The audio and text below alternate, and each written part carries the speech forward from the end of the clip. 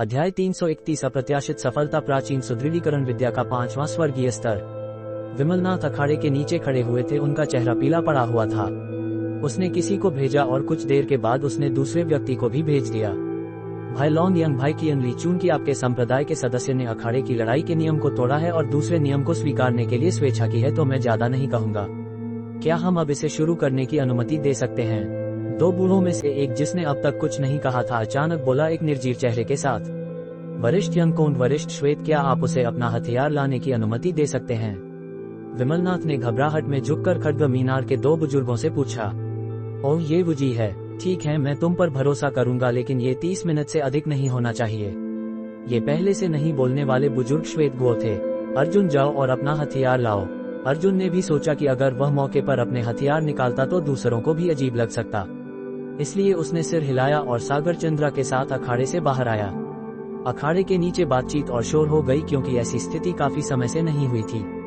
हर कोई अनुमान लगा सकता था कि इस स्तर के 9 शीर्ष योद्धाओं के खिलाफ अकेले चुनौती देने पर क्या होगा। यह कोई ऐसा व्यक्ति है जो अगले वर्ष विभिन्न महलों के बीच प्रतियोगिता में उभर सकता है। यह इतना अफसोस है। क्या हमारा तारामंडल भवन का बसंत इतना छोटा होने वाला है? तारामंडल भवन का एक युवा बुड़बुड़ाया। अर्जुन, तुम हमेशा हमारे दिलों में रहोगे। बुजुर्ग साहब, मुझे तत्काल समाचार देने के लिए है। एक सामान्य दिखने वाला मध्यवयस्क आदमी निर्वाणनाथ के निवास पर आया, झुककर और बोला, अंदर आओ, जल्दी बताओ। निर्वाणनाथ की आवाज बहुत शांत लग रही थी। उसी समय एक अन्य क्षेत्र में जो सरल पत्थर के घरों से भरा हुआ था, वहाँ एक और सामान्य दिखने वाला मध्यवयस्क झुककर और धीरी आवाज में बोला, पूर्वज युवाफी का आपको देने के लिए एक तत्काल संदेश भेजना है। बोलो। एक कम और सरल आवाज गूंजी, जिसमें एक उजाड़ वातावरण था।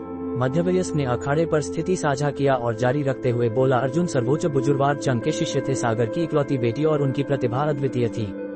युवा स्वामी फी आशा करते हैं कि आप आगे बढ़कर मदद करेंगे। कमरा चुप रहा और बाहर खड़ा हुआ मध्यवयस्क पसीने से लथपथ था। उसे लग रहा था कि वह जल्दी ही गिर जाएगा। तभी एक उसास आवाज कमरे से सुनाई दी, वापस जाकर उसे बताओ कि जो मैं उसका ऋणी हूँ उसे मैं दोगुना वापस करूंगा। हालांकि यह एक गंभीर मुद्दा है। मैं नहीं चाहता कि स्वर्ग महल का नाम बुरा रहे। क्या उसने नहीं कहा कि इस बच्चे की प्रतिभा काफी अच्छी है? चूंकि उसने ऐसा काम करने की हिम्मत की है, उसे अपनी असावधानता के लिए जिम्मेदार होना चाहिए। बिना सोचे समझे अंधाधुंध मारना मौत की तरफ जाना है। मैं आज उसकी मदद कर सकता हूँ, लेकिन कल क्या होगा? मैं अजेय नहीं हूँ, बूढ़ी आवाज ने कहा। तो पूर्वज, मेरे शब्द उसे जैसा ही पहुँचा दो। बिना तूफानों का सामना किए, बिना जीवन और मृत्यु की स्थितियों का अनुभव किए वह कैसे बढ़ सकता है? एक सेनापति 10,000 सफेद हड्डियों पर अपनी सफलता बनाती है। कौन सा योद्धा दूसरों की मृत लाशों पर कदम उठाकर नहीं उभरा? अर्जुन अपने कमरे में वापस आया और अपनी सप्तर्षि मंडल तलवार और स्वर्ग कंपनी हथौड़ा निकाला। उसने फिर से एक कवच भी पहना था, जिसे उसने फिर से बनाया था। जैसे ही वह वापस जाने के लिए तैयार था, वह अचानक बैंगनी जैद अमरलोक में प्रवेश किया। वास्तविक जीवन में 30 मिनट बैंगनी जैद अमरलोक में लगभग 2 दिन के बराबर था। इस महत्वपूर्ण समय पर अर्जुन ने कुछ नहीं कहा, लेकिन वह सौंदर्य गोली निकाली जिसे उसने अभी तक नहीं लिया था। बिना किसी संकोच के उसने वह गोली निगल ली जिसे उसने अपने लिए रखा था। इस महत्वपूर्ण चरण में उसकी शक्ति में हर एक अतिरिक्त वृद्धि महत्वपूर्ण थी। निगलने के बाद उसने जल्दी से अपनी प्राचीन सुदृढ़ीकरण विद्या का प्रसार शुरू किया। एक पल में अर्जुन शीतल ऊर्जा की एक धारा उठती हुई अपने पूरे शरीर में फैल गई। यह एक अद्भुत अनुभव था, जैसे 10,000 चींटियां उसके पूरे शरीर पर रेंग रही हों, लेकिन ये सहनी थी। उसी समय उसके प्राणकुंड से एक शक्ति का जोरवार उसकी नाड़ियों से होकर गया, जिससे नाड़ियां के रास्ते का विस्तार हो गया। प्राणकुंड में मौजूद तरल भी बहुत तेजी से घूम रहा था और प्राचीन सुदृढ़ीकरण विद्या का प्राण बहुत शक्तिशाली के साथ उसके पूरे शरीर में बह निकला। वास्तव में कमजोर प्रकृति ऊर्जा भी पहले से कहीं अधिक शक्तिशाली हो गई और प्राचीन सुदृढ़ीकरण विद्या के प्राण और उन्मत्त बैल की शक्ति के साथ ये 3 मजबूत शक्तियां धीरे धीरे एक में सम्मिलन होकर एक हो गईं और घोड़ों की तरह उसकी नाड़ियों से होकर गईं। पहला चक्र, दूसरा चक्र, तीसरा चक्र। जैसे ही अर्जुन प्राचीन सुदृढ़ीकरण विद्या का प्रसार कर रहा था, उसने नोटिस किया कि प्राचीन सुदृढ़ीकरण विद्या के प्राण की शक्ति लगातार अधिक शक्तिशाली होती जा रही थी और उसकी चेतना में चित्र लगातार बदल रहा था। उसके जन्म से लेकर अपनी मां की परेशानियों को जानने तक, साधना न कर पाने में असमर्थ एक बेकार बंदे के रूप में व्यवहार किए जाने की भावना। अर्जुन को नहीं पता था कि जब वह इसके बारे में सोच रहा था तो प्राचीन सुदृढ़ीकरण विद्या के प्राण की शक्ति लगातार तेजी से बढ़ती जा रही थी और ये लगातार तेजी से घूमती जा रही थी। उसकी चेतना में चित्र बहुत तेजी से बदल रहे थे। जब उसे पता चला कि वह साधना कर सकता है, तो उसे जो खुशी हुई जब उसे अपनी मां की निराशा और आशा का पता चला और जब उसने अपनी मां की इच्छा पूरी करने का फैसला किया। इसलिए उसने किसी भी दूसरे से अधिक प्रयास किया और विशेषकर जब उसने बैंगनी जैद अमरलोक को खोजा तो उसे और भी आत्मविश्वास मिला और बहुत प्रगति भी हुई। उस बेकार बंदे से जो साधना नहीं कर पा रहा था वह आज जो प्रतिभाशाली चरित्र बन गया था। बैंगनी जैद अमरलोक के साथ अगर वह शीर्ष पर नहीं हो सकता तो वह सच में एक बेकार बंदा ही रहता। इसके बारे में सोचकर उसकी आत्मा से एक अनमनी ऊर्जा उठी और उसकी प्राचीन सुदृढ़ीकरण विद्या का प्राण और भी तेजी से घूमा। बस ऐसा लग रहा जैसे सब कुछ अर्जुन के नियंत्रण में नहीं था, लेकिन फिर भी एक ही समय में अर्जुन की भावनाओं द्वारा नियंत्रित लग रहा था। 50वां चक्र 51वां चक्र। पहले की तुलना में गति तेज थी और शक्तियां कहीं अधिक शक्तिशाली थीं। लेकिन अब अर्जुन पूरी तरह अपनी यादों में डूबा हुआ था। अद्वितीय शिखा सिंह, चंद्रकला, जयश्री, एकलता, ये जी आंगे। केवल तभी जब वह एकलता की मदद कर शेर सिंह की पहाड़ी तक जाने में सफल होगा तभी वह महसूस करेगा कि वह उसका ऋण चुका सकेगा। 99वें चक्र 98वें चक्र। अर्जुन को अचानक वह दृश्य याद आया जब वे यन्नगर से गुजर रहे थे। उसने उस हठीन पीठ को याद किया। उसने सोचा कि पिछले कुछ वर्षों से वह यन्नगर में कितना कठिन जीवन जी रही थी। वह अपनी मां की चिंता थी, उसके मां की चिंता अपने मां के अलावा खून से उसका सबसे करीबी रक्त संबंध व्यक्ति थी।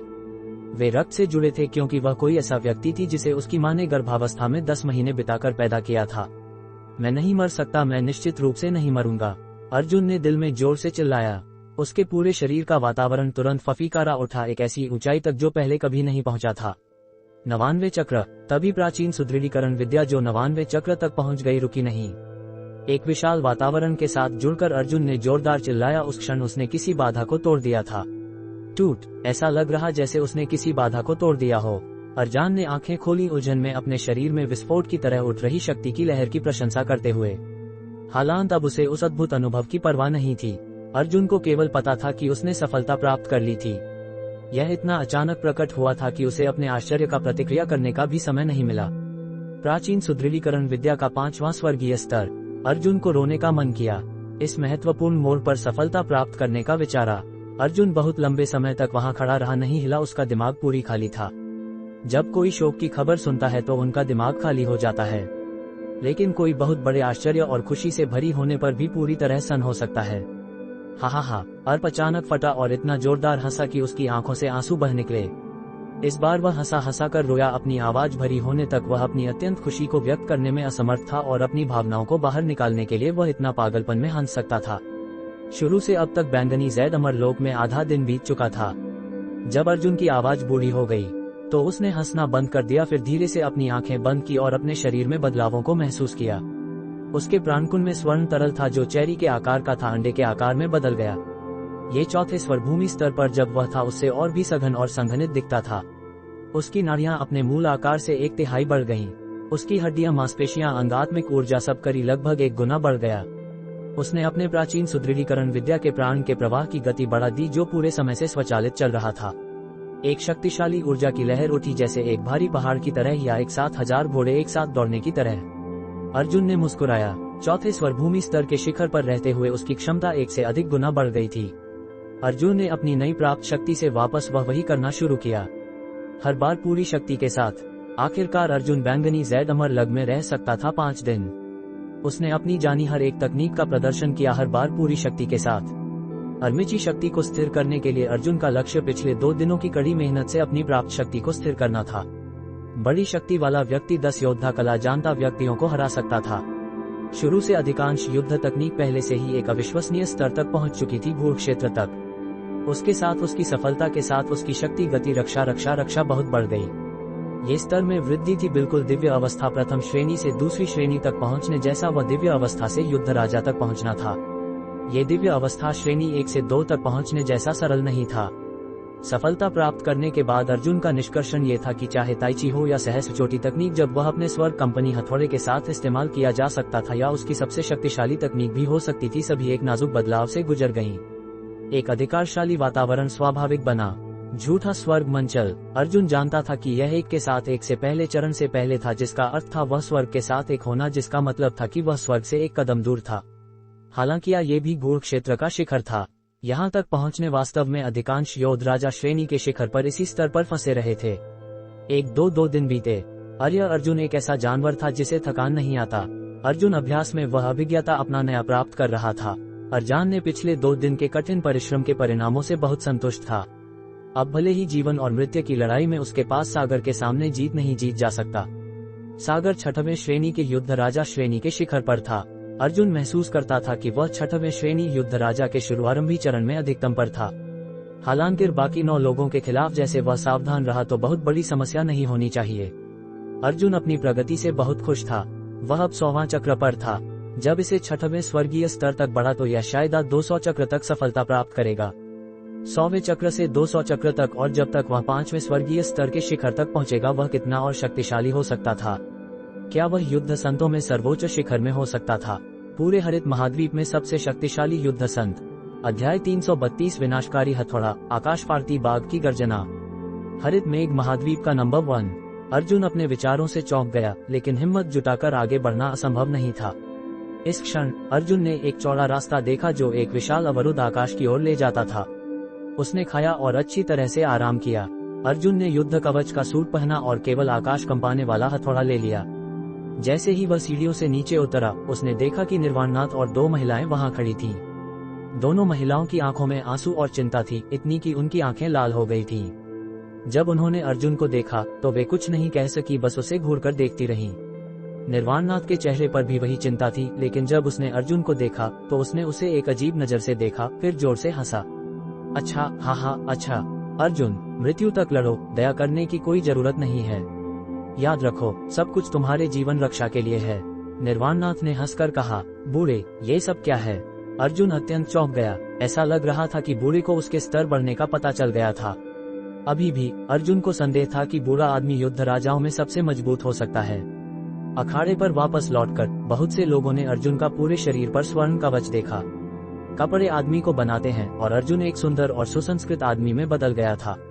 असाधारण रूप से शक्तिशाली स्वर्ण कवच के अद्वितीय स्वभाव के साथ उसने एक पुरुष का बौद्धिक और सुरुचिपूर्ण वातावरण उत्सर्जित किया, और ऐसा एक वर्चस्व का वातावरण था। इसके कारण बहुत सी महिलाएं उसे असह्य रूप से घूर रही थीं। ऐसा अच्छा दिखने वाला आदमी, जो हम कैसे भी कहें, वो सबसे अच्छों में सबसे अच्छा है। एक सुंदर परिपक्व महिला ने आह निकाली।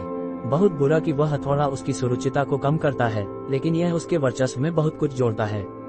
एक और महिला ने जारी रखा। अभी अभी खड्गमीनार के उन लोगों ने यहाँ तक कहा था कि अर्जुन यहाँ आने की हिम्मत नहीं करेगा। अर्जुन, इन सब का नाश करो। तारामंडल भवन के एक युवक ने क्रोध से चिल्लाया। बहुत बुरा कि इस बार उससे सहमत होने वाले कई लोग नहीं थे, क्योंकि वे थोड़े चिंतित थे। हालांकि अपने ही लोगों को दूसरे संप्रदाय द्वारा मृत्यु तक पीटे जाते देखना असहनीय था, वह भी 9 लोगों द्वारा। खड्गमीनार के 9 लोगों ने पहले ही अपने हथियार उठा लिए थे और अखाड़े पर खड़े थे। अर्जुन ने ध्यान दिया कि उनके हथियार सभी तलवारें थीं, लेकिन वे सभी अलग अलग प्रकार की थीं। भारी तलवार, लंबी तलवार, छोटी तलवार, बड़ी तलवार, जुड़वा तलवारें, हाथी दांत की तलवार, आस्तीन की तलवार, मोड़ी हुई तलवार और लचीली तलवार। जब अर्जुन पहुंचा तो उसने देखा कि विमलनाथ उदास दिख रहे थे, लेकिन उनकी नजरें निर्वाणनाथ से मिलने के बाद उन्होंने अर्जुन को धीरे से सिर हिलाया। अर्जुन विमलनाथ के प्रति आभारी महसूस कर रहा था। विमलनाथ के शब्दों के कारण वह अर्जुन के लिए आधे घंटे का समय प्राप्त करने में सक्षम था। ये समय अर्जुन के लिए जीवन बदलने वाला था। अर्जुन के ब्रेक थ्रू के बाद उसने महसूस किया कि इस दुनिया में कई चीजें केवल एक बादल थी जो बस बहता रहता था, और वह चीजों को जैसी थी वैसी रहने देने के लिए संतुष्ट था। फिर भी उसने भावनाओं पर जो ध्यान दिया वह और भी बढ़ गया, चाहे वह पारिवारिक बंधन हो, दोस्ती या प्रेम। भले ही वह परिदृश्य फिर से चलता, वह बिना किसी संकोच के सागर चंद्रा को बचाने के लिए हस्तक्षेप करता। अर्जुन। इसी क्षण अर्जुन ने एक थोड़ी परिचित आवाज सुनी, एक बहुत ही सुखद महिला आवाज। उसने अनिश्चितता के साथ अपना सिर घुमाया और वह वास्तव में खड्गनृत्या थी। उसने उसके भयानक शरीर को देखा, अतिरंजित शरीर की घुमावदार रेखाएं, आकर्षक लोमड़ी जैसी आंखों की एक जोड़ी, उसकी लंबी पलकें काली और घनी थी, और उसकी छोटी प्यारी नाक थोड़ी ऊपर की ओर मुड़ी हुई थी जो इसे विशेष रूप से सेक्सी बनाती थी। जैसे ही उसने ये देखा, वह अपने बिस्तर पर महिला के बारे में सोचता। हंसवाहिनी से तुलना करें तो वे आंखें अलग थीं। हंसवाहिनी अंदर से सुंदर है, लेकिन यह महिला एक लोमड़ी थी। जब अर्जुन ने उसे अपने सामने खड़े देखा तो वह ठीक से समझ नहीं पा रहा था। उसने उसके साथ कई बार टकराव किया था और एक बार भी उसे अच्छा नहीं दिखने दिया। वह इस बार यहाँ क्यों आई थी? वह यनलिंग या हंसिनी से क्यों नहीं सीखती? वह यहाँ किस लिए आई थी? मैं तुम्हें एक सुरक्षात्मक ताबीज दे रही हूँ, ये तुम्हें नुकसान से सुरक्षित रखेगा और तुम्हें अच्छा भाग्य लाएगा। ऐसा कहकर उसने ताबीज सीधे अर्जुन के गले में डाल दिया। उसने अर्जुन को गहराई से देखा, फिर मुड़ गई और अफसोस में चली गई। उसने अर्जुन की आंखों में देखा कि कोई धड़कन नहीं थी, एक बिट भाव भी नहीं। उसने उसे देखने के बाद भी उसके भाव में एक औंस भी बदलाव नहीं था। लेकिन वह हमेशा अपने दिल में उसकी उपस्थिति महसूस करेगी, प्रेम नहीं बल्कि शायद उसे पसंद करना, एक गहरी छाप और एक मजबूत आकर्षण। अर्जुन ने देखा क्योंकि सुंदर आकृति गायब हो गई। उसे नहीं पता था कि इसका क्या अर्थ था। मुसीबत में दोस्त ही सच्चा दोस्त होता है। केवल जब तुम अपने सबसे निचले स्तर पर हो तभी तुम मानवता के सबसे कमजोर पक्ष को देख पाओगे। वह धीरे धीरे अखाड़े की ओर बढ़ा। अखाड़े के आसपास भारी भीड़ थी, लेकिन किसी ने कोई आवाज नहीं की। सभी लोग अपनी सांस रोककर अखाड़े में होने वाले बदलावों को देख रहे थे। वृद्ध, क्या आप दूसरे नियम की घोषणा कर सकते हैं? अखाड़े पर चलने के बाद अर्जुन ने झुककर खड्ग मीनार और स्वर्ग महल से जिम्मेदार व्यक्ति से कहा। चारों ओर की चुप्पी के साथ उसकी आवाज अधिक स्पष्ट थी।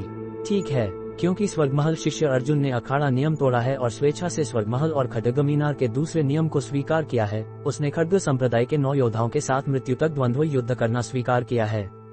युद्ध शुरू होगा और केवल 2 परिणाम होंगे, अर्जुन या तो द्वंद्व से मर जाएगा या जीवित रहेगा। खड्ग संप्रदाय के 9 योद्धा भी हार स्वीकार करने से पहले मृत्यु तक द्वंद्व युद्ध करेंगे। केवल जब वे हार स्वीकार करेंगे अर्जुन को और मारने की अनुमति नहीं होगी। वृद्ध की आवाज स्पष्ट रूप से गूंजी। क्या और कोई सवाल है? यदि कोई और सवाल नहीं है तो मैं युद्ध की शुरुआत की घोषणा करूंगा। मेरे कोई और सवाल नहीं है, अर्जुन ने जवाब दिया और झुका। इसके साथ ही उसने अपने दाहिने हाथ से हथौड़ा उठाया और बाएं हाथ से अपनी आस्तीन पर स्वर्ण सुइयों को पकड़ लिया। युद्ध शुरू हो। घोषणा के बाद किसी ने भी एक दूसरे के गले पर झपटने की कोशिश नहीं की। अर्जुन ने अपना जोश रोक लिया और वहां दृढ़ता से खड़ा रहा। शायद खड्ग मीनार के 9 योद्धाओं ने अर्जुन को नीचा दिखाया। वे सहज दिख रहे थे और अर्जुन के बारे में मजाक कर रहे थे, कार्रवाई करने में जल्दबाजी नहीं कर रहे थे। ऐसा लग रहा था जैसे बिल्ली और चूहे का खेल हो। बिल्ली चूहे को सीधे खाना नहीं चाहती। प्यारे भाइयों, क्या तुम मुझे पहले जाने दोगे? अगर हम सब एक साथ जाएं और अंधाधुंध प्रहार करें तो क्या ये बहुत जंगली नहीं होगा? जुड़वां तलवार वाले युवक ने कहा। भाईकिन जुड़वां तलवार मीनार के सबसे उत्कृष्ट शिष्य हैं। वह उससे निपटने के लिए पर्याप्त होने चाहिए, लेकिन तुम्हें फिर भी सावधान रहने की जरूरत है। उसकी उड़ने वाली तलवार से निपटना मुश्किल है। भारी तलवार वाले लंबे युवक ने स्नेह से कहा। भाईवो की चेतावनी के लिए धन्यवाद, मैं इसकी परवाह नहीं करूंगा। युवक ने प्रत्येक हाथ में एक चांदी सफेद छोटी तलवार ले रखी थी। प्रत्येक तलवार केवल 2 फीट लंबी थी। तलवार चांदनी की तरह चमक रही थी, जिससे लोगों को डर लगता था। उसने चुभावे भरी हंसी हंसी और अर्जुन की ओर बढ़ा। जुड़वां तलवार वास्तव में चांदनी की तरह चमक रही थी। अर्जुन को यह अजीब नहीं लगा। हालांकि यह प्रभावशाली दिखता था, यह उसके सप्तर्षि खड्ग जितना प्रभावशाली नहीं था। सबसे महत्वपूर्ण बात, जुड़वां तलवारें या जुड़वां छोटी तलवारें केवल महिलाओं द्वारा ही नहीं बल्कि स्पष्ट रूप से पुरुषों द्वारा भी इस्तेमाल की जा सकती हैं। अर्जुन ने युवक को देखा जब वह चलकर आया। जब उसने सुना कि वह खड्ग मीनार की 9वीं मंजिल पर जुड़वां तलवार का सबसे अच्छा शिष्य था, तो उसे पता था कि उसका प्रतिद्वंद्वी उसे नीचा दिखाएगा। चलो इसे जल्दी निपटाते हैं। चून की प्रतिद्वंद्वी खुद आगे आया है तो मैं पहले एक मृत्यु प्रहार करूंगा, यह उन्हें डरा देगा। अर्जुन ने गहराई से सोचा। उसके शरीर में प्राचीन सुदृढ़ीकरण विद्या धीरे धीरे सक्रिय हुई। उन्मत्त बैल की शक्ति और प्रकृति ऊर्जा भी सक्रिय हुई। उसके दाहिने हाथ ने आकाश कंपाने वाले हथौड़े को कसकर पकड़ा। पूरे शरीर पर कवच और उसके हालिया ब्रेकथ्रू ने भी उसकी शक्ति में वृद्धि की थी। अर्जुन जानता था कि वह उस क्षण में अपने प्रतिद्वंद्वी से एक अलग स्तर पर था, लेकिन वह भी डर रहा था कि वह इसे बुरी तरह से विफल कर देगा। इसी तरह उनमें युद्ध राजा श्रेणी 6 या यहाँ तक कि श्रेणी 7 हो सकता है, लेकिन अर्जुन जानता था कि इसकी संभावना कम थी, क्योंकि उसकी आत्मिक भावना और स्वर्गीय दृष्टि तकनीक दोनों अद्वितीय थे। जब अर्जुन और जुड़वां तलवार वाले युवक के बीच चलने की दूरी लगभग 10 मीटर थी, तो अर्जुन ने विस्फोटक रूप से अपनी गति बढ़ा दी। गर्रार, अर्जुन जिसके हाल ही में ब्रेकथ्रू हुआ था, उसने एक आकाश फाड़ने वाली गर्जना की। यह अचानक गर्जना एक तेज गड़गड़ाहट से कम नहीं थी। इसके अलावा अर्जुन युवक की ओर झपटा। युवक के चेहरे के भाव तुरंत बदल गए। जिस गति को बढ़ाने के लिए वह तैयार था वह रुक गई, और अगली बात जो उसने देखी वह एक उल्कापिंड जैसी तेज। अर्जुन अचानक हथौड़ा उठाकर उस पर प्रहार करने वाला था। अर्जुन ने अपनी पूरी ताकत से प्रहार किया। उन्मत्त बैल की शक्ति के 30%, स्वर्गीय वज्र प्रहार के 30% और हथियार के नुकसान के 20% के साथ। हथौड़े का एक प्रहार भूकंपीय और आकाश तोड़ने वाला था। भूकंपीय, आकाश और पृथ्वी क्रोधित हैं। इस हथौड़े के प्रहार की शक्ति ने पूरी तरह से सबके दिमाग हिला दिए थे, विशेष रूप से उन बुजुर्ग लोगों के। वे पूरी तरह से चौंक गए थे। सबके मुंह खुले थे, चाहे वे स्वर्ग महल से हो या खड्ग मीनार से। आकाश कंपाने वाला हथौड़ा स्याही की तरह काला था। विशाल हथौड़े की झंझनाहट हवा में गूंजी जैसे मृत्यु का आह्वान स्वयं। इसने पूरे स्थान को पूरी तरह से काला कर दिया। धमाका, खड्गमीनार के युवक ने असहाय रूप से अपनी जुड़वां तलवार का उपयोग अपने पूरे शरीर की रक्षा के लिए किया। दुर्भाग्य से एक टिड्डी रथ को रोकने की कोशिश करने जैसा वह हथौड़े के प्रहार को रोकने में सक्षम नहीं था। उस तेज टकराव के बाद हवा में तुरंत खून की गंध और थोड़ा खूनी धुंध भर गई। हे भगवान, ये हथौड़े का प्रहार बहुत क्रूर है, इसमें किस तरह की शक्ति है। एक चाल, केवल एक चाल, वह प्रहार इतना पुरुषार्थ वाला था, इतना हिंसक, मुझे ये पसंद है। गर्रार। जब सब अभी भी चर्चा के बीच थे, अर्जुन ने एक और गर्जना की। उसकी छाया भयानक गति से भारी तलवार वाले लंबे मजबूत आदमी की ओर बढ़ी। वह गति सबको बेहोश कर रही थी, एकदम अभिभूत करने वाली। ये हथौड़े का प्रहार चंद्रकला के लिए ब्याज वापसी के रूप में गिना जाएगा। यह आत्मा फटने की आवाज थी जिससे प्रतिद्वंद्वी क्षण भर के लिए बेहोश हो जाता है। ये वह क्षण भी था जब अर्जुन 5वें स्वर्गीय परत हासिल करने के बाद अपने प्रतिद्वंद्वी को स्तब्ध करने में सक्षम था। लेकिन यह उसी विभाजन सेकंड में भी था कि वे किसी भी हमले से बचने में सक्षम नहीं होंगे। लेकिन जाहिर है, यदि प्रतिद्वंद्वी की बहुत अधिक शक्ति है तो अर्जुन के बाघ की महिमा का इस तरह का प्रभाव नहीं होगा। तुम हिम्मत करते हो। इस क्षण खड्गमीनार की तरफ से एक बुजुर्ग आदमी ने गुस्से में चिल्लाया। वह भारी तलवार मीनार के वृद्ध थे और वे भारी तलवार वाले युवक के दादा भी थे। एक और त्रासदी फिर से दोहराई गई। एक बार फिर अर्जुन के आकाश फाड़ने वाले हथौड़े ने अपनी खून जमा देने वाली हिंसा का उपयोग किया और उस मजबूत युवक को नीचे गिरा दिया। युवक ने अपना मुंह खोला। उसने अपना मुंह चौड़ा खोला क्योंकि हवा में हथौड़े की महिमा और एक और आकाश फाड़ने वाली बाघ की गर्जना भर गई। लेकिन उसके मुंह से कोई आवाज नहीं निकली। धमाका। मानवता का नरसंहार फिर से दोहराया गया। जल्दी हार स्वीकार करो, तुम मूर्खों के झुंड। मैं हार मानता हूँ, मैं हार मानता हूँ। अर्जुन ने आखिरकार रुका। युवक उसकी शक्ति से चौंक गए थे। अर्जुन ने खड्गमीनार के शेष 7 योद्धाओं को देखा, उनके चेहरे डर से पीले पड़ गए थे। अर्जुन जानता था कि वे शर्मिंदा थे। यह एक तरह की शर्म थी, चाहे सब कुछ कैसे भी कहें, यह उनकी शर्म थी। सबसे महत्वपूर्ण बात, यह उनके अध्ययन का अंत होगा क्योंकि आगे सुधार करने में कठिनाई होगी। खड्गमीनार के 2 बुजुर्ग सबसे बड़े थे। दोनों ने निराशा से आह निकाली क्योंकि उन्होंने महसूस किया कि हरित मेघ महाद्वीप में एक बड़ा बदलाव तुरंत होगा। वापस चलते हैं, खगशून्य ने आह निकाली और श्वेत गुरु से कहा। 333 युद्ध के बाद हंसिनी की मृत्यु। इसी क्षण मंच के नीचे सभी लोग उत्तेजना और अर्जुन के बाघ के गर्जना की शक्ति पर पागल हो गए। सम्राट सभा भवन के स्वर्णधर्म ने अपने चेहरे पर मुस्कान के साथ सब कुछ देखा। उनकी आंखों में बहुत रुचि चमक रही थी, लेकिन अन्य 2 मुख्य शिष्यों और वायुमुक्त के चेहरे के भाव तुरंत बदल गए। वायुमुक्त विशेष रूप से महसूस कर रहे थे कि इसी क्षण ये सब एक बड़ा मजाक था। उन पर निर्देशित संदिग्ध नजरों ने उन्हें ऐसा महसूस कराया जैसे वे सीधे सुइयों पर बैठे हों। खड्गनृत्या दूर से भौचक्की खड़ी थीं। उनका चेहरा टमाटर की तरह लाल था और उन्होंने अभी अपने साहसी कार्य के बारे में सोचा। उन्होंने सोचा कि शायद यह उनका उसे देखने का आखिरी मौका होगा, इसलिए उन्हें बस वही करना चाहिए जो एक मित्र को करना चाहिए। लेकिन अब मैं इतना खुश हूं कि वह नहीं मरा। वह अपने आप से बुदबुदाए। अर्जुन केवल तब रुक सकता जब उसके प्रतिद्वंद्वी अपनी हार स्वीकार करते। उसने उनमें से प्रत्येक को निराश होकर अखाड़ा से नीचे उतरते देखा। उनका मूड अब उस जलती आत्माओं के बिल्कुल विपरीत था जो वे अभी अखाड़ा पर चढ़ते समय थे। किसी और का किसी की कटिंग बोर्ड पर मांस होने और खुद का किसी की कटिंग बोर्ड पर मांस होने में बहुत बड़ा अंतर था। अर्जुन ने इसे 1 घंटे के अंदर ही गहराई से समझ लिया था। अर्जुन और खड्गमीनार के कुछ लोगों ने इन 2 भावनाओं के बीच बदलाव का अनुभव किया था। बस अर्जुन के लिए यह बदलाव कई लोगों का सपना था, जबकि दूसरी ओर खड्गमीनार के उन लोगों के लिए यह बदलाव उनके लिए एक नया गुस्सा था। खड्गमीनार के लोग चले गए। उनकी वापसी पर उनका उदासीनता स्वर्गमहल के शिष्यों के जयकारों के साथ एक कड़ा विरोधाभास बना रहा था। नव महाद्वीपों का संसार केवल शक्तिशालियों के लिए जयकार करता था। उनके आगमन पर अहंकार और उनके प्रदर्शन के बीच तुलना ने किसी को अनंत रोने पर मजबूर कर दिया। अर्जुन आश्चर्यचकित था कि सागरचंद्रा पहली व्यक्ति थी जिसने उसे अखाड़ा से नीचे उतरते ही गले लगाया। उसने कुछ नहीं कहा, उसने बस अपने हाथों को उसकी गर्दन के चारों ओर लपेटा और उसके आलिंगन में समा गई। सिसकने की आवाजें और जीप की आवाजें आसपास के जयकारों में मिल गईं। उसे यकीन नहीं था कि यह ईर्ष्या या बधाई है। इसके बावजूद अर्जुन ने सबके दिमाग में एक गहरी छाप छोड़ दी थी।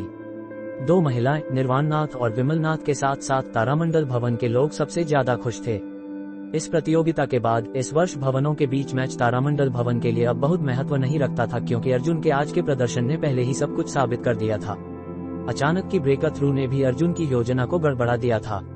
वह इस वर्ष के अंत या अगले वर्ष तक 5वें स्वर्गीय परत तक ब्रेक थ्रू करने की उम्मीद कर रहा था और फिर यशकुल के लिए जाने की तैयारी कर रहा था। अर्जुन ने सागरचंद्रा की कोमल पीठ को धीरे से थपथपाया।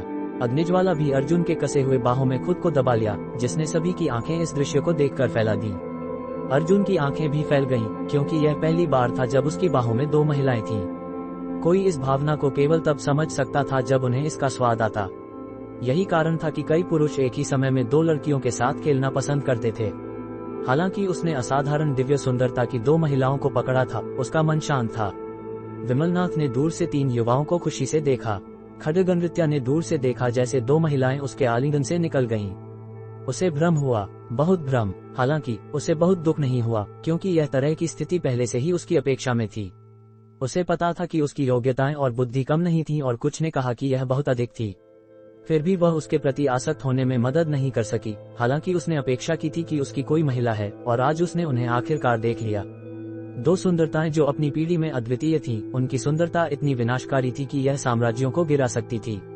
शायद केवल कोहरा भवन की महारानी ही उनकी सुंदरता से मेल खा सकती थी या उन्हें थोड़ी सी जीत सकती थी। आज मेरे यहाँ आकर पीने का आनंद लेते हैं, निर्वाणनाथ ने खुशी से कहा। विमलनाथ ने शुरू से अंत तक एक शब्द नहीं कहा। उनके भौं हल्के से उठे हुए थे, लेकिन उनके चेहरे पर एक खुश मुस्कान अभी भी लटकी हुई थी। और निर्वाणनाथ इसे नहीं भूले। विमलनाथ, इसे छोड़ दो, ज्यादा मत सोचो। वह इस दुनिया में एकमात्र व्यक्ति है जो तुम्हारे साथ सबसे अच्छा व्यवहार करता है, लेकिन उसके पास बहुत सी चीजों में कोई विकल्प नहीं है, निर्वाणनाथ ने उदासीनता से कहा। विमलनाथ चुप रहे। उन्हें दिल में पता था कि केवल इस गुरु ने ही उनके साथ सबसे अच्छा व्यवहार किया था। वही थे जो उनकी सबसे अधिक परवाह करते थे, और वे बस उनके लिए एक पिता जैसे थे। वापसी के रास्ते में 2 महिलाओं के लाल चेहरों पर एक खुश मुस्कान लगी हुई थी। लोग वास्तव में केवल तभी संजोना सीखते थे जब उन्हें कुछ वापस मिलता था या जब उन्हें कोई खो देते थे। इस बार ऐसा लग रहा था जैसे उन्होंने अर्जुन को खो दिया था, लेकिन फिर से पा लिया।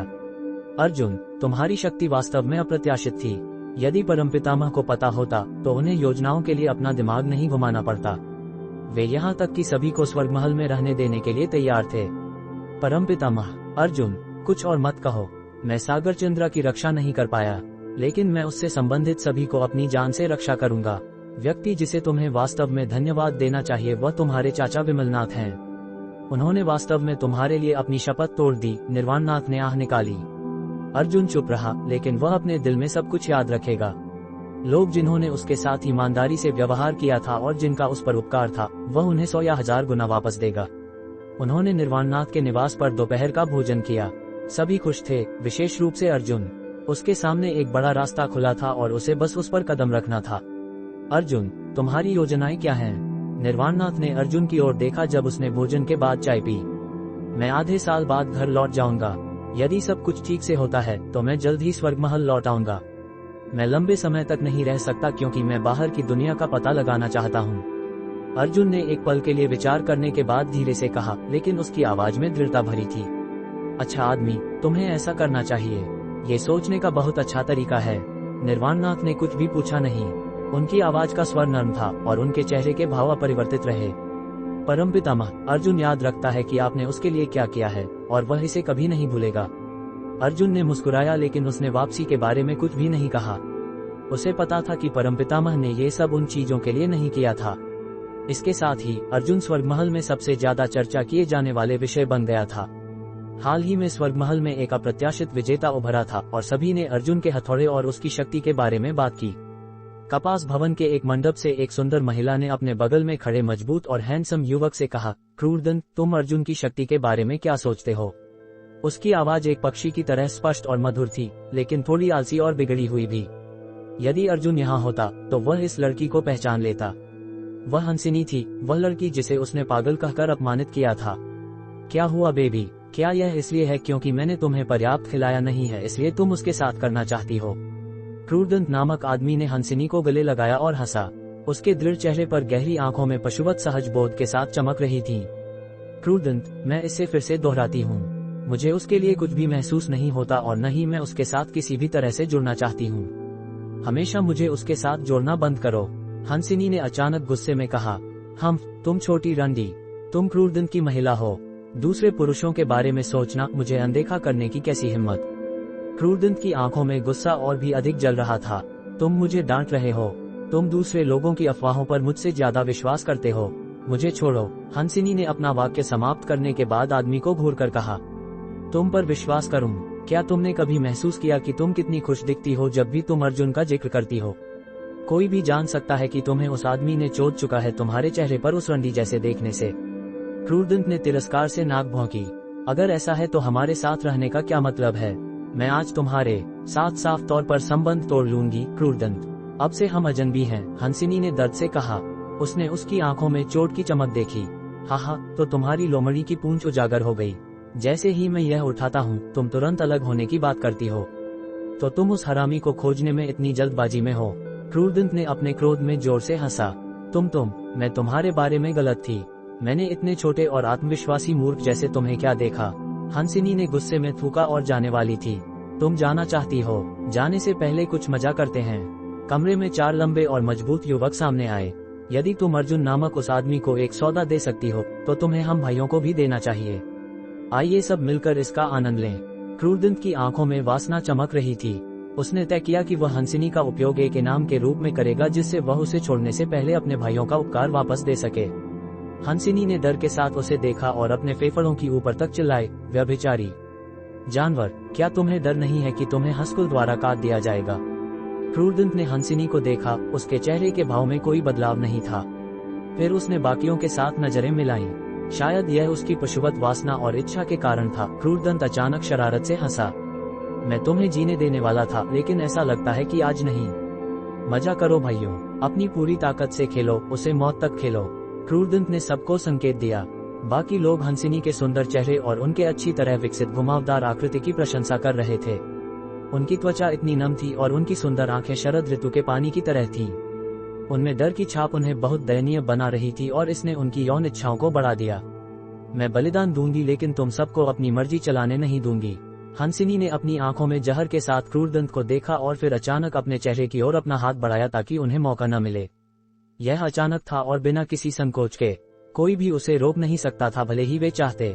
पूफ! बाकी लोगों ने डर के साथ अपने सामने का भयानक दृश्य देखा। एक महिला जो एक फूल से भी अधिक कोमल थी अब एक अत्यंत भयानक दृश्य बन गई थी। मदार चोद भी नहीं पाया और खुद को इसमें फंसा लिया। एक ताकतवर दिखने वाले आदमी ने, जिसकी एक आंख तिरछी थी, उसने गाली दी। क्रूरदंत, हम आज की घटना में शामिल नहीं हैं और इसका हमसे कोई लेना देना नहीं है। याद रखना, तुम जाकर हंसकुल को खुद समझाओ। एक सीधा सा दिखने वाला और निरीह मोटा आदमी हंसा। क्या तुम सबने मिलकर इस जिम्मेदारी को लेने के लिए सहमति नहीं दी थी? निश्चित रूप से, हम कुछ कुल मिलकर हंसकुल के खिलाफ खड़े हो सकते हैं। तुम सब मुझसे ऐसा नहीं कर सकते। क्रूरदंत तुरंत पीला पड़ गया। उसने अपने सबसे करीबी भाइयों को घबराहट में देखा।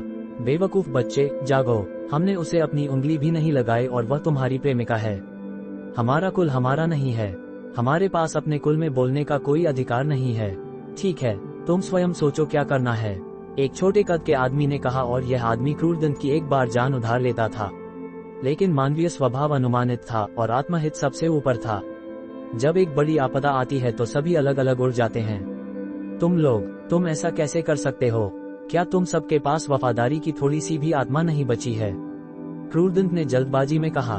वफादारी? हम इसके बारे में तब बात करेंगे जब तुम जीवित रह सको। छोटे आदमी ने तिरस्कार किया। क्या तुम सबको डर नहीं है कि मैं कहूंगा कि तुम सबने मिलकर उसे मौत के घाट उतारा? क्रूरदंत ने अपने आखिरी ट्रम्प कार्ड का उपयोग किया और उन सबको पानी में खींच लिया। 334 मार डालो। अब से मुझे भाई मत कहना। क्या तुम सबको डर नहीं है कि मैं कहूंगा कि तुम सबने मिलकर उसे मौत के घाट उतारा? क्रूरदंत ने अपने आखिरी हथियार का इस्तेमाल किया और उन सबको पानी में खींच लिया। हा, क्या तुम सोचते हो कि हंसकुल तुम पर विश्वास करेगा या हम पर? बिल्कुल उसी क्षण कमरे का दरवाजा धमाके से खुल गया। एक आदमी जो ज्यादा युवा नहीं लग रहा था कमरे में दाखिल हुआ। उसका वातावरण तलवार की तरह तीखा था। क्रूरदंत और बाकी लोग उसके दिखते ही तुरंत पीले पड़ गए। उनके चेहरों का रंग पूरी तरह से उतर गया था और राख की तरह निस्तेज था। आदमी की आंखें जमीन पर पड़ी परिचित आकृति पर थीं, बस उसका सिर अब खून का एक गड़बड़ था। लेकिन आदमी को उस परिचित एहसास से पता था कि वह वास्तव में उसकी अपनी छोटी बहन थी। वह हंसकुल की किंवदंती था और हंसिनी का बड़ा भाई। हंसकुल का उत्थान और पतन उसकी हर गतिविधि से गहराई से जुड़ा था, क्योंकि वह हंसकुल का अगला उत्तराधिकारी था और कुल को गौरव की ओर ले जाने में सक्षम था। हंसूर्य को युवा पीढ़ी में सबसे मजबूत माना जाता था, हालांकि उसकी उम्र के हिसाब से वह केवल मुश्किल से युवा माना जाता था। वह पहले से ही 40 वर्ष का था, इसलिए इस समय तक वह पिछली युवा पीढ़ी के अंत का युवा माना जाता था, न कि वर्तमान पीढ़ी का युवा। उसकी अत्यधिक प्रतिभा के कारण उसने 40 की उम्र से पहले ही 5वें श्रेणी युद्ध राजा की चोटी तक पहुंचने में कामयाबी हासिल कर ली थी। उतना ही उत्कृष्ट कोई जैसे महासागर ने भी 80 की उम्र तक 6ठी श्रेणी युद्ध राजा की चोटी तक ही पहुंचा था। और महासागर उस समय स्वर्ग महल के विख्यात प्रतिभाशाली थे। हसूर्य की प्रतिभा महासागर से कम नहीं थी। 5वें श्रेणी युद्ध राजा के बाद हर अगले स्तर तक पहुंचना आकाश पर चढ़ने जितना कठिन था। हालांकि 40 साल से अधिक के अंतराल और बहुमूल्य औषधियों की मदद से हसूर्य के लिए उस उम्र तक महासागर की ऊंचाइयों तक पहुंचना असंभव नहीं था। भाई हंस, क्रूरदंत ने कमजोर आवाज में पुकारा, तुम्हें मरना होगा। जैसे ही हसूर्य बात करने के लिए मुड़ा, पहले से ही दमनकारी माहौल और भी अधिक भारी हो गया, दम घुटने तक का। क्रूरदंत सिर से पैर तक जम गया, जैसे वह बर्फ के खंभों की गुफा में हो। उसे हसूर्य के शब्दों से पता चल गया कि उसका जीवन पहले ही अपने अंतिम बिंदु पर पहुंच चुका था। भाई हंस, यह अर्जुन और उन लोगों ने। क्रूरदंत ने बाकी लोगों की ओर इशारा किया और दमनकारी आदमी को सिसकते हुए चिल्लाया, मैं लौटने पर अर्जुन को ढूंढूंगा, लेकिन आज तुम सबको मरना होगा और तुम्हारे कुल भी सहमेंगे। मुझे कोई आपत्ति नहीं है अगर मैं उन्हें भी नष्ट कर दूं, अगर मैं सक्षम हूँ। आदमी ने धीरे से बोला और क्रूरदंत की ओर बढ़ा। बड़े भाई हंस, मैं नहीं मरना चाहता, मुझ पर दया करो। मैं नहीं मरना चाहता। छोटी भी नहीं मरना चाहती थी, लेकिन वह वहाँ बहुत अकेली थी। किसी भी तरह से तुम दोनों एक दूसरे से प्यार करते थे। उसे तुम्हारे साथ अपना समय एंजॉय करना चाहिए था। हसूर्य की ठंडी आवाज में कोई भावना नहीं थी। क्रूरदंत, इन लोगों के चेहरों को अच्छी तरह से देखो। मैं तुम्हें पहले उन्हें मरते हुए देखने दूंगा। तुम्हें संतुष्ट होना चाहिए ना? आदमी ने धीरे से कहा। उसकी आवाज का स्वर गहरे पानी की तरह शांत था, लेकिन कोई भी जानता था कि यह किनारे को पीटने वाली उग्र लहरों में फट सकता था। क्रूरदंत जानता था कि आज जीवित बचने का मौका शून्य था, इसलिए उसने अपने दांत कसकर कहा, भाई हंस, मैं चाहता हूं कि तुम उन्हें क्रूर तरीके से मारो। मैं भी देखूंगा, भले ही मुझे पता हो कि उसके बाद तुम मुझे और भी क्रूर तरीके से मारोगे।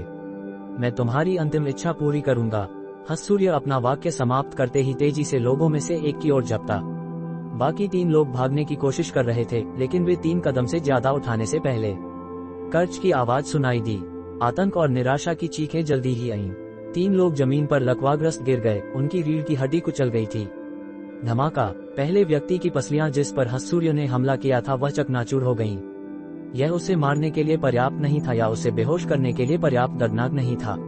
छोटी हंसिनी, बस तुम देखो, बड़े भाई तुम्हें व्यर्थ नहीं मरने देंगे। मैं पहले व्यक्ति को तुम्हारे पास बहुत जल्दी भेजूंगा। हसूर्य ने धीरे से कहा। उसकी आंखों में आंसुओं से नमी थी। काचा, उसके निचले पैरों की हड्डियां कुचल गईं। काचा, जांघ की हड्डियां, बाहें, कंधे और शेष पसलियों की हड्डियां। जब तक वह आखिरकार मर गया, उसके शरीर की लगभग सभी 206 हड्डियां कुचल गई थीं। बाकी लोगों ने डर के साथ अपने सामने फैली भयानक दृश्य को देखा। आदमी का पीला चेहरा डर से कांप रहा था। उसके पास आत्महत्या करने के लिए भी एक औंस ताकत नहीं बची थी। आतंक की चीखों ने उन्हें समझा दिया था कि जीना मरने से कोई बेहतर नहीं था। कमरे का ध्वनिरोधी प्रभाव असाधारण रूप से अच्छा था और उसके ऊपर यह जगह पहले से ही एकांत थी। हंसिनी अकेली आई होगी सोचकर कि वे उसके साथ कुछ भी नहीं करने की हिम्मत करेंगे। उसे क्या पता था कि वह ऐसे ही मर जाएगी। शेष 3 लोगों को उसी तरह से खत्म किया गया। हसूर्य ने क्रूरदंत की ओर एक अंतिम नजर डाली, जिसने पहले ही आत्महत्या कर ली थी। उसके बाद उसने झुककर हंसिनी की मृत देह उठाई और ले गया। क्रूरदंत मर गया। हंसकुल के क्रुअशिजी ताइशी कुर्सी पर बैठे थे। जी, परम पितामह। इसके अलावा ज़ेन कुल के ज़ेंग जोंग, जो कुल के जो युआन, झू कुल के झू हुई और वेई कुल के वेई शू। एक सादे कपड़े पहने आदमी ने सिर झुकाया और आगे पुष्टि की। क्रुअशिजी एक मध्यम आयु के आदमी जैसा दिखता था। सुंदर उसका वर्णन करने के लिए बिल्कुल सही शब्द नहीं था, हालांकि वह निश्चित रूप से बहुत पुरुषानी था। क्रूर कुल ज़ेन, जो, झू और वेई कुलों के साथ बहुत करीब था। वे एक दूसरे के साथ करीबी रूप से जुड़े हुए थे, हालांकि यह आपसी शोषण का रिश्ता था, शुद्ध हितों पर बना एक रिश्ता। क्रुअशिजी का गुप्त राज ज़ेन कुल प्रमुख की उपपत्नी के साथ उनके गुप्त संबंध थे। क्रूर कुल प्रमुख को सींग बनाने से उसे बहुत उपलब्धि का एहसास होता था। उसके ऊपर वह उसके लिए एक महत्वपूर्ण जासूस थी, क्योंकि वह उपपत्नी ज़ेन कुल प्रमुख ज़ेन युवानहाओं की सबसे पसंदीदा थी। क्रुअशिजी ने तुरंत अन्य कुलों को बुलाया। यह एक महत्वपूर्ण मामला था। 5 कुल जल्दी से क्रूर कुल के हॉल में इकट्ठा हो गए। उनके चेहरों पर दुखी और घबराए हुए दृश्यों को देखकर क्रुअशिजी जानता था कि उन्हें खबर मिल गई थी। तुम सब क्या प्रस्ताव करते हो? शायद ये हसूर्य हमारे साथ कुछ भी करने की हिम्मत नहीं करेगा, और अगर हमारे कुल एकजुट हैं तो वे असहाय थे। लेकिन कुछ दशकों या सदियों में हमारे कुल इस नव महाद्वीपों के संसार से मिट भी सकते हैं। मैं भविष्यवाणी करता हूँ कि हम भी एक भयानक मृत्यु मर सकते हैं। कृषि ने उन्हें मुख्य बिंदुओं पर ध्यान दिलाया। सभी को हसूर्य की उत्कृष्ट प्रतिभा और भविष्य में उनकी संभावित वृद्धि के बारे में अच्छी तरह पता था। तो हमें ये कैसे करना चाहिए? हम हत्या करने की संभावनाओं पर भी चर्चा नहीं कर सकते क्योंकि स्वर्ग महल के कानून इसे मना करते हैं। ज़ोउ दाचुआन ने चिंतित भौहों के साथ कहा, जब तक हम कुछ कुल एक साथ रहें, वह मेरे साथ कुछ नहीं कर सकता। जू कुल के जू होनफेई ने सोचने के बाद बोला, इन लोगों ने अभी अभी अपने बेटों को खोया था, फिर भी उन्हें वास्तव में उदास नहीं हुआ। एक कुल प्रमुख के कई बेटे होते थे। एक कुल जितना बड़ा होता था, उनका पारिवारिक बंधन उतना ही कमजोर होता था।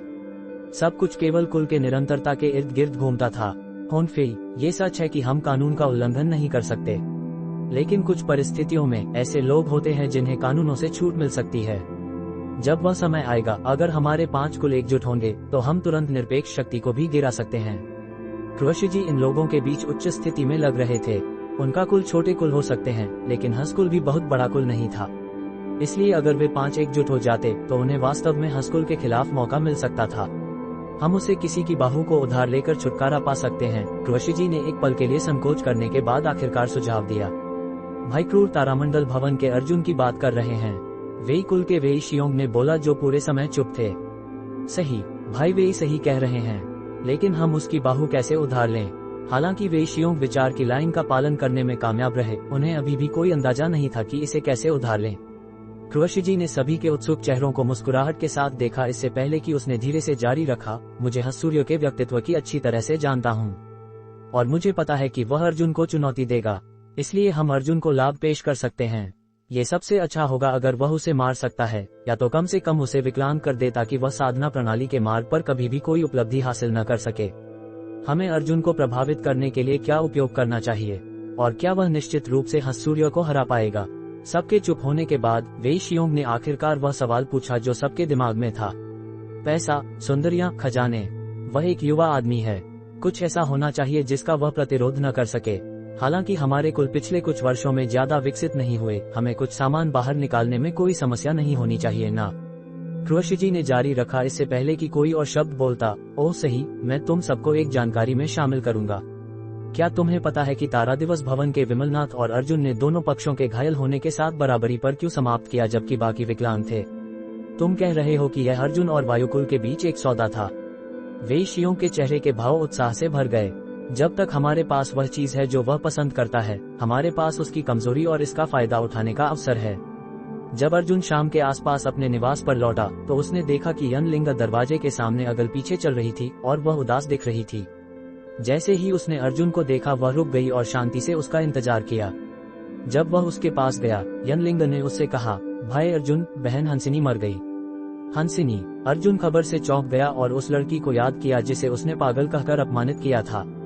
उसने याद किया कि वह काफी सुंदर थी और उनकी कुछ बार मुलाकात हुई थी, लेकिन कुल मिलाकर उन्होंने एक दूसरे के साथ ज्यादा घुल मिल नहीं किया। हालांकि अर्जुन से बात करने वाले केवल हाथों की गिनती के लोग थे, इसलिए उसकी मृत्यु की खबर ने उसे थोड़ा असहज कर दिया, क्योंकि यह एक फूल को मुरझाते देखने जैसा था। उसे बस नहीं पता था कि क्या कहना है। उसे किसी और ने मौत के घाट उतारा। यह आत्महत्या थी। उसका मंगेतर उसे ऐसा करने पर मजबूर किया, लेकिन वे सब मर चुके थे। हंसिनी के बड़े भाई हसूर्य ने उन सब का खात्मा कर दिया। यन लिंग ने धीरे से बोला। अर्जुन अभी भी बेहोश था। उसका मंगेतर क्रूरदंत ने तुम्हारे अपमान को सुना, लेकिन फिर उसे पता चला कि बहन हंसिनी तुमसे मिलने आई थी। उसने सोचा कि तुम दोनों ने आपस में सुलह कर ली। उसके शब्दों ने इस बार अर्जुन को चौंका दिया, क्योंकि वह वाक्यांश मैंने बोरेन को नहीं मारा लेकिन बोरेन मेरे कारण मरा जानता था। उसके बड़े भाई हसूर्य को इसके बारे में पहले ही पता चल गया है और वह तुमसे मुसीबत खड़ी कर सकता है। इसलिए मैं तुमसे एक छोटा सा एहसान मांगना चाहती हूँ। यन लिंग ने धीरे से जारी रखा। यह क्या है? चाहे जो भी हो, अर्जुन को लगा कि इस घटना के लिए वह थोड़ा जिम्मेदार है। बड़े भाई हसूर्य स्वर्ग महल के एक प्रतिभाशाली साधक हैं, हालांकि मुझे लगता है कि वे तुमसे थोड़े कमजोर होंगे। मैं चाहती हूँ कि भाई अर्जुन उन पर जरा नरमी से पढ़ें। यन लिंग की आवाज बहुत धीमी हो गई। यदि यह जीवन और मृत्यु का द्वंद्व था, तो प्रतिद्वंद्वी पर नरमी दिखाना एक बहुत कठिन काम था। एक व्यक्ति अपनी सबसे अच्छी क्षमता को तब भी ला सकता है जब उसका जीवन खतरे में नहीं होता। इस तथ्य को छोड़कर कि उसने उल्लेख किया कि अर्जुन केवल थोड़ा बहुत मजबूत था। अर्जुन ने कोमल और दयालु लड़की को देखा। उसने गिनती खो दी थी कि उसने उसे कितनी बार बड़े भाई कहा है। हालांकि उसके दिल में यशकुल के लिए घृणा मजबूत थी। उसे पता था कि उसका उनसे कोई लेना देना नहीं था। लेकिन फिर से उसने सोचा कि वह भविष्य में उसका दिल कैसे तोड़ सकता है। चलो, वह इस बार उसके साथ यह वादा करेगा, लेकिन जब वह यशकुल लौटेगा, जो कोई भी उसे रोकने आएगा वह उसका दुश्मन होगा। मैं तुम्हें ये वादा करता हूँ, और अब से मुझे बड़े भाई मत कहना। तुम्हें भविष्य में पता चल जाएगा क्यों। अर्जुन यनलिंग से गुजरा और ऊपर जाने लगा। अध्याय 335। यानलिंग एर ने देखा कि अर्जुन की पीठ सीढ़ियों में गायब हो गई। वह नहीं समझ पाई कि वह अपने साथ ऐसा क्यों कर रहा था। जिस दिन उसने अर्जुन की बाहों में उन दो अद्वितीय सुंदरियों को देखा था, तब से वह और कुछ नहीं सोच पाई थी, लेकिन फिर भी उसने उसका भाई कहने का अधिकार क्यों छीन लिया। कमरे में वापस अर्जुन उलझन में था कि ऐसा मामला उससे कैसे जोड़ा जा सकता था। उसने तब कुछ नहीं कहा, खासकर जब शीरी का जिक्र आया। अर्जुन शीरी नामक इस पात्र के बारे में जानता था। शीरी ने कोहरा भवन की महल स्वामिनी को प्रेमालाप किया था और लगभग हर कोई उसके बारे में जानता था, और वह एक ऐसा प्रतिभाशाली व्यक्ति था जिसे नजरअंदाज नहीं किया जा सकता था। हालांकि अब उसके बारे में कम लोग बात करते थे, क्योंकि अर्जुन के आगमन के कारण उसका नाम फिर से लगातार लिया जा रहा था। प्रतिभाशाली लोग सीमित संख्या में होते हैं और उनका प्रकट होना स्वाभाविक रूप से तुलनाओं को जन्म देता है। अर्जुन शीरी के अस्तित्व और शी परिवार के बारे में जानता था। वास्तव में शी परिवार को स्वर्ग महल में केवल द्वितीय स्तरीय परिवार माना जाता था, गीत परिवार और वायुकुल से नीचे, लेकिन असामान्य परिवारों जैसे कि जू, झू, झू, वेई और जेंग की तुलना में शी बहुत मजबूत था। एक परिवार का उत्थान एक व्यक्ति की उन्नति से अधिक कठिन होता है, चाहे वह बड़ा परिवार हो या छोटा।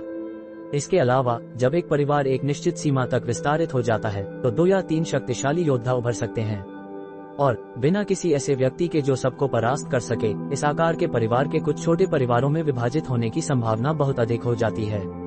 ऐसा परिवार पतन की ओर होगा, क्योंकि पुनर्विकास की आवश्यकता होगी। विखंडन के आंतरिक और बाह्य कारक होते हैं, लेकिन किसी भी प्रकार का हो, एक बार विघटन हो जाने पर मूल परिवार का प्रभाव बहुत कम हो जाएगा। कोई भी एकता संविदा केवल अस्थायी उपयोग के लिए होती है। यही नियम था। नव महाद्वीपों के संसार में बहुत कम परिवार थे जो निरंतर फलते फूलते रह सकें और कभी कमजोर न पड़े। बेशक अपवाद भी थे, लेकिन वे फीनिक्स पंख और यूनिकॉर्न सींग जितने दुर्लभ थे। शी परिवार में एक परम वृद्ध थे। दुर्भाग्य से उनकी आयु अब सीमित थी, फिर भी उनकी क्षमताएं अभी भी बरकरार थी, इसलिए शी परिवार की आशाएं सब उन्हीं पर टिकी थी। परम वृद्ध अब 400 वर्ष से अधिक के थे। शी परिवार को उम्मीद थी कि जब बूढ़ा व्यक्ति स्वाभाविक रूप से गुजर जाएगा, तो शी परिवार का समर्थन करने में सक्षम होगा। दिव्य अवस्था से युद्ध राजा के शिखर तक के सभी लोगों की आयु 500 वर्ष होती है। अर्जुन बैंगनी जैद अमर लोक में दाखिल हुआ। जैसे जैसे मुद्दे अचानक उठे, वह पके फलों की कटाई नहीं कर पाया था। अब क्षेत्र में समय उन्नत हो गया था और ऊर्जा संवर्धन फल, चपलता संवर्धन फल हर 2 साल में 3 फसलें लाते थे, जो बैंगनी जैद अमर लोक के समय से परे था। ऊर्जा फल और सौंदर्य फल की अगली फसल में अभी भी लंबा समय था, क्योंकि उसने उन्हें कुछ समय पहले ही तैयार किया था। हालांकि पहले से ही नीले फल थे जो अंगूठे के आकार के हो गए थे। अर्जुन ने शेष फल तोड़कर संग्रहित कर लिए, क्योंकि अभी उनका कोई उपयोग नहीं था। इसके अलावा वे बैंगनी जैद अमर लोक में खराब नहीं होंगे, और ऐसे विशेष फल चाहे कितने भी समय बाहर रखे जाएं, खराब नहीं होंगे। अर्जुन ने केवल एक विशेष उपयोग के लिए क्षेत्र का उपयोग किया था, और वह था शराब का भंडारण। वास्तव में क्षेत्र में 1 वर्ष का अर्थ 150 वास्तविक वर्ष होता है। इस प्रकार अर्जुन ने क्षेत्र में टनों शराब जमा कर रखी थी। उन शराबों में से कई अर्जुन द्वारा स्वयं बनाई गई बाघ अस्थि शराब थीं। इस बार उसने इसमें और भी सामग्री और 1000 वर्ष पुरानी बहुमूल्य औषधीय जड़ी बूटियां मिलाई थीं। नव महाद्वीपों के संसार में एक शराब थी जिसे नू इरहोन कहा जाता था। वह शराब जो किसी लड़की के जन्म के समय दफनाई और संग्रहित की जाती थी और केवल उसकी शादी के समय निकाली जाती थी, वह शराब नू इरहोन कहलाती थी। ये शराब ताज़ा बनने पर औसत स्वाद की होती है, लेकिन जैसे जैसे संग्रहित समय बढ़ता है, ये और अधिक सुगंधित हो जाती है। 1000 वर्षों के साथ शराब निश्चित रूप से शीर्ष गुणवत्ता वाले अमृत की तरह स्वाद देगी। हालांकि नू इरहोन की विशेष प्रकृति के कारण किसी लड़की की शादी में इतना लंबा समय नहीं लगता, अधिकतम 10 वर्ष, लेकिन 100 नहीं। कोई भी व्यक्ति जो 1000 वर्ष पुरानी नू इरहोन होने का दावा करता है, वह पागल समझा जाता था। अर्जुन ने बैंगनी जैद अमर लोक में काफी मात्रा में नू इरहोन संग्रहित की थी, जहां क्षेत्र में 1 वर्ष वास्तविकता में 150 वर्ष के बराबर होता है। 1000 वर्षों तक भंडारण करना एक आसान कार्य बन जाता है, ठीक 1000 वर्ष पुरानी औषधीय जड़ी बूटियों की तरह। नू इरहोन के अलावा अन्य प्रकार की शराबें भी थीं, जैसे सर्पगुल शराब, जिसे अर्जुन शीर्ष गुणवत्ता वाली शराबों में से एक जानता था। ये पौराणिक मदिरा निद्रा से केवल थोड़ी कमी थी। अफसोस, अर्जुन को शराब बनाने के बाद ही पता चला कि यह बाघ अस्थि शराब के समान स्तर पर थी। सांप स्वभाव से कामुक होते हैं, इस प्रकार अर्जुन ने सोचा कि यह बाघ अस्थि शराब के साथ एकदम सही मेल है। एक कामुक वातावरण को बढ़ाता है और दूसरा यान को सशक्त बनाता है। यह अद्भुत रूप से हीरक गोली और जैडोस गोली के समान है। बेशक सर्पगुल शराब केवल कामुक वातावरण को ही नहीं बढ़ाती, ये शरीर का पोषण करती है, व्यक्ति को सुख के कारण अत्यधिक कमजोर होने से रोकती है। इस समय जीवन का पुष्प जो अभी अभी तोड़ा गया था फिर से खिल उठा। इसकी पंखुड़ियां पहले से भी अधिक जीवन थीं, जो जीवन शक्ति की अधिक भावना उत्सर्जित कर रही थीं। जब अर्जुन ने नामहीन वृक्ष की जड़ को देखा तो उसने देखा कि गुलाबी पंखुड़ियां जो कटोरे के आकार की थीं, वास्तव में मुरझाने लगी थीं। अर्जुन उत्तेजित हो गया और ये देखने के लिए इंतजार नहीं कर सकता था कि यह फूल जो 1000 वर्षों तक खिला था कैसा फल पैदा करेगा। एक खाली अर्जुन ने खुद को शांत करने का फैसला किया और तालाब से सूप के लिए एक हरे चमड़े वाला कछुआ पकड़ा और उसे उसी विधि से पकाया जो सर्वान पोषण सूप के लिए उपयोग की जाती थी। उसने कुछ अन्य मसाले भी डाले और जैसे ही यह एक मादक ताज़ा सुगंध देना शुरू हुआ, अर्जुन खुद को स्वाद लेने से नहीं रोक सका। बैंगनी जैद अमर लोक में प्रवेश करने के बाद अर्जुन ये समझने लगा कि अपने पिछले जीवन में इतने सारे लोग व्यंजनों से क्यों प्यार करते थे। भोजन और सुख की इच्छा मानव स्वभाव का हिस्सा थी। हालांकि सुख महत्वपूर्ण था, लेकिन इसे काम की तरह बार बार करना असंभव था और यदि इतनी बार किया जाए तो व्यक्ति इससे ऊब जाएगा। दूसरी ओर भोजन हर दिन और दिन में कई बार खाना पड़ता था। इसके अलावा बहुत से लोग भोजन को अपनी प्राथमिकता मानते हैं और भोजन को सुख से पहले रखते हैं। जब व्यक्ति भरपेट और गर्म रहता है तो उसकी यौन इच्छाएं जाग उठती हैं। इस प्रकार भोजन अक्सर एक आवश्यक शर्त होती है जिसे पूरा करना चाहिए, इससे पहले कि व्यक्ति अपनी यौन इच्छाओं को संतुष्ट करने पर विचार करे। अर्जुन ने बर्तन में कछुए के सूप को देखा और सूप की गाढ़ापन देखकर उसने एक कटोरा निकाला और गर्म कछुए के सूप का एक घूंट पिया। इसने उसकी लार के स्राव को बढ़ावा दिया और उसने अपनी आंखें बंद कर ली, क्योंकि सूप धीरे धीरे उसके पेट में बह गया और उसके शरीर को आराम मिला। अर्जुन ने बैंगनी जैद अमर लोक में कुछ बर्तन पकड़े और झींगे का एक बर्तन और केकड़ों का एक और बर्तन, साथ ही अन्य मछलियां पकाने लगा। वे सभी अद्भुत रूप से स्वादिष्ट थे, काले मछली और कछुए से भी बेहतर। जब से उसने 5वां चक्र तोड़ा था, अर्जुन ने अपनी योजनाओं पर विचार करने का फैसला किया और सोचा कि उसे अपने विचारों को व्यवस्थित करने के लिए पहले घर लौट जाना चाहिए। शुरू से सबसे बड़ी समस्या 5वें चक्र को तोड़ना रही थी। अब जब ये हासिल हो गया था, केवल थोड़ा और समय और तैयारी की आवश्यकता होगी। अर्जुन ने लौटने का फैसला किया। वह इसके बाद 2 वर्षों के भीतर शर्मा कुल की क्षमताओं को बढ़ाएगा और संभवतः अपनी आत्मा सांद्रण गोली का उपयोग करेगा ताकि उनकी साधना की गति को बढ़ाया जा सके। आत्मा सांद्रण गोली नव महाद्वीपों के संसार में सबसे बहुमूल्य औषधीय गोली थी। हालांकि अर्जुन की गोली केवल साधना की गति के समय को 1 गुना बढ़ा सकती थी, फिर भी यह एक औषधीय गोली थी जिसके अधिकांश लोग सपने में भी धारण करने की हिम्मत नहीं करते थे। अर्जुन हर बार बहुत उत्साहित हो जाता था जब उसे याद आता था कि उसने प्राचीन सुदृढ़ीकरण विद्या का 5वां स्तर पहले ही प्राप्त कर लिया था। हर बार जब वह सफलता के माध्यम से प्राप्त विशाल क्षमताओं का अनुभव करता था, वह निकट भविष्य में आशा देखता था, उसकी पहुंच के भीतर। उसने ऊपर देखा और दूरी में एक बर्फ सफेद बेर का फूल देखा। अर्जुन उसकी ओर चला और एक पल के लिए उसे देखा और उसे तोड़ लिया। उसने सोचा कि वह अब जब वह खाली था, बेर फूल शराब बना सकता है। यह अर्जुन की पहली बार शराब बनाना नहीं था, लेकिन ये पहली बार था जब वह बेर फूल शराब बना रहा था। उसने बेर फूल को अपनी मुख्य सामग्री के रूप में उपयोग करने का फैसला किया और कुछ अन्य विशेष सामग्री मिलाई। उदाहरण के लिए ऊर्जा संवर्धन फल, जीवन शक्ति संवर्धन फल, ऊर्जा फल और कुछ अन्य फल, साथ ही कुछ 5000 वर्ष पुराना स्वर्ण मांस लिंगजी, थोड़ा स्वर्ण कछुआ रक्त, 1000 वर्ष पुराना क्लैम रक्त और 1000 वर्ष पुराना क्लैम मोती पाउडर। सभी तैयारियों के बाद अर्जुन ने पाक कला का कौशल में शराब बनाने की विशेष विधि का उपयोग करके मिश्रण और अवसादन को आवंटित किया। बेर फूल शराब बनाने की विधि निश्चित रूप से बाघ अस्थि शराब से भिन्न थी। एक अंतर यह था कि जब वह बाघ अस्थि शराब बनाता था तो उसे कई उपकरणों की आवश्यकता होती थी, जबकि उसने बेर फूल शराब बनाते समय दवा बनाने की हस्त विधि की ओर रुख किया। जब उसने बेर फूल शराब बनाई तो अर्जुन ने कांस्य कड़ाही का उपयोग किया, जिसे उसने दक्षिण नगर में गढ़ा था। न केवल उसने कांस्य कड़ाही को गढ़ा, बल्कि उसने कुछ शराब के प्याले भी बनाए थे। अर्जुन अतीत की उन चीजों को संजोता था जिनमें प्रभुत्व की हवा थी, और नव महाद्वीपों के संसार में कांस्य कड़ाही और शराब के प्याले जैसी वस्तुएं आम थीं। केवल अंतर यह था कि अर्जुन ऐसी चीज का उपयोग कर रहा था जिसे उसने स्वयं गढ़ा था। शराब बनाने की प्रक्रिया में अर्जुन ने आदिम ज्वालाओं का उपयोग किया। हालांकि शराब बनाना दवा बनाने जितना कठिन नहीं था, फिर भी अर्जुन ने जितना परिश्रम किया वह कम नहीं था। समाप्त करने के बाद अर्जुन ने अपनी अन्य युद्ध तकनीकों का प्रशिक्षण शुरू किया, जैसे कि क्रेन रूप, जिसे उसने लगभग पूरा कर लिया था। क्रेन रूप के पूरा होने के बाद अर्जुन तब नौपशु अनुकरण तकनीक के अन्य रूपों पर शुरू कर सकता था। अर्जुन ने क्रेन पग को मुक्त आत्मा पग के साथ मिला दिया था, जो उसके मेघ कुहासा पग के साथ अद्भुत रूप से संयुक्त हो गए थे। यही कारण था कि अर्जुन सीखने और समझने में इतना तेज था। तकनीकों को मिलाना अपने आप में एक उन्नति को दर्शाता है। किसी के लिए एक बार मिलाने में सक्षम होना अच्छा माना जाता था, लेकिन अर्जुन ने अपने पगों के लिए पहले से ही एक अद्भुत स्तर प्राप्त कर लिया था। अर्जुन अब जो पग प्रदर्शित करता था वह मिलान का उत्पाद था, जिसे वह मेघ कुहासा पग कहता था, क्योंकि इसमें मेघ कुहासा पग का सबसे बड़ा निशान था। इसमें मुक्त आत्मा पग की तीव्रता भी थी, जो भूत पग और क्रेन पग का प्रभाव भी था। अपने प्रशिक्षण के बीच अर्जुन अभी भी दवा बनाता था, क्योंकि वायु जल मूल गोली लगभग पूरी हो चुकी थी। इससे अर्जुन बहुत संतुष्ट हुआ। वह नहीं जानता था कि वायु जल मूल गोली किस स्तर की औषधीय गोली थी, लेकिन चूंकि इसे सौंदर्य गोली से बहुत अधिक अनुभव की आवश्यकता थी, उसने सोचा कि यह राजा ग्रेड के तीसरे स्तर पर हो सकती है।